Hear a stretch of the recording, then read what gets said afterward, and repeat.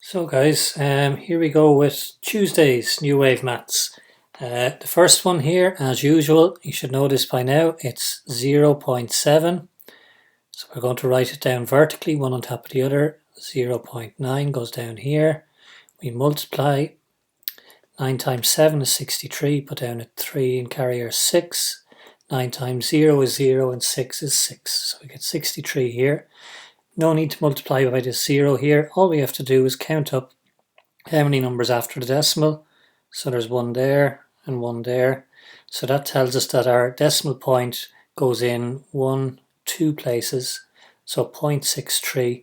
So our answer we're going to have is 0.63. We'll just put a 0 in front of the decimal there to make it look nicer. 0.63. On number 2, we've got, we're adding up 3 and minus 2. So if we start on our number line, we're going to go 0, 1, 2, 3. So we're adding on 3, and then we're going to go, so we're jumping forward 3, 1, 2, 3 like this, and then we're going to jump back 2 places, because it's a minus 2, and we're going to land on 1 here. So that's your answer for number 2. Number 3, you have to find what symbol is going to work in here to give you an answer of 25. Is it plus, minus, multiply, or divide? You're going to have to pick between those. Only one of those is going to give you an answer of 25. Next one, write 90 over 1,000 as a decimal. Now, I'm just going to write 0 point, and I'm going to put in 3 places here after the decimal, because we're doing thousands. So this first place here would be tenths, this would be hundredths, and this would be thousands. And all together in here, we've got 90 thousandths. So a 90 would go in here, and we can fill in this empty space with a 0, and we'll get 0.090. Next one, which is bigger? So remember, if you think of this as a crocodile's mouth, this side here should be bigger. So is 4 bigger than minus 5? Is that true or false? So think of it, would you rather have €4 or would you rather owe €5 to somebody? That should make it clear which one is bigger. Now, number 6, 40 multiplied by 8 is 320. So 39 multiplied by 8 is going to be 8 less than this guy here. So we don't have to go off and multiply 39 times 8.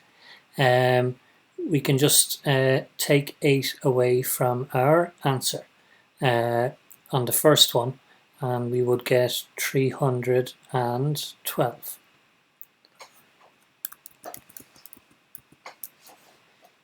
Number 7, the LCD, the lowest common denominator of 3/8 and 2/3 is what? So we need to find the multiples of 8. So 8, 16, 24, 32. The multiples of 3 are 3, 6, 9, 12,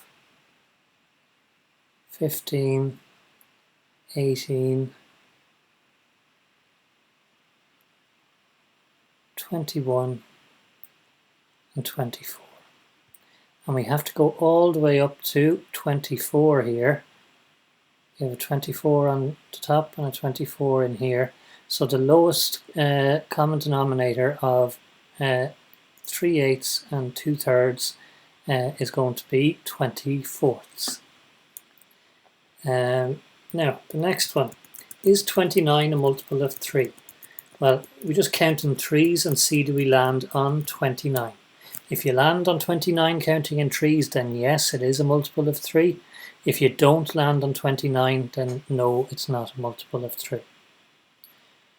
Now, number 9 here, we have 12 times something is equal to 8 times 6. So 8 times 6 is equal to 48.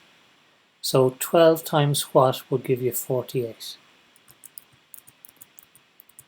Number 10, 11 and 12, I'd like you to do all these the same way. I want you to write them on top of each other. So we're going to have 1, and underneath we're going to take away 0.001. Now, to make this sum doable, we have a 1 here. I'm going to put a decimal after it, and I'm just going to fill in some zeros. Okay, and now we're doing this takeaway sum. So I'll do the first one. 0 take 1 you can't do, so we'll have to borrow and pay back. 10 take 1 is 9. 0 take 1 we can't do, so we have to borrow and pay back. And 10 take away 1 is 9. 0 take away 1 we can't do, so we're going to borrow and pay back. 10 take away 1 is 9. Our decimal goes in this spot here, and 1 take away 1 is 0. So the answer for this first one here is 0.999. So I'd like you to do the same with this one and this one. Write them on top of each other, line up the decimal points and fill in any zeros that you need to let yourself be able to do the sum. And then we're on to number 13. So we have to turn this shape here through a 270 degree rotation clockwise. So I'm going to help you out with that. I'm going to just select this shape here, and I'm going to start rotating it. Just 1 second, we're going to go to rotate here, and we're going 270 degrees. Now that's 3 right turns, 90, 180, 270. So that's 1 right angle clockwise. That's another one. And finally, that's 3 turns clockwise. So that's what the shape will look like after a 270 degree rotation clockwise. Number 14. There were 40 red and 10 yellow jelly beans in a bag. What is the simplified ratio of red to yellow? Now we did ratios in class, you might have forgotten them, but the way we write down a ratio is like this. For 40 red and 10 yellow, we'd say it's 40 is to 10. 40 is to 10. Now, we can simplify this just like we can simplify a fraction. So we can divide 10 into this side and we get 4. We divide 10 into this side and we get 1. So the simplified ratio would be 4 is to 1.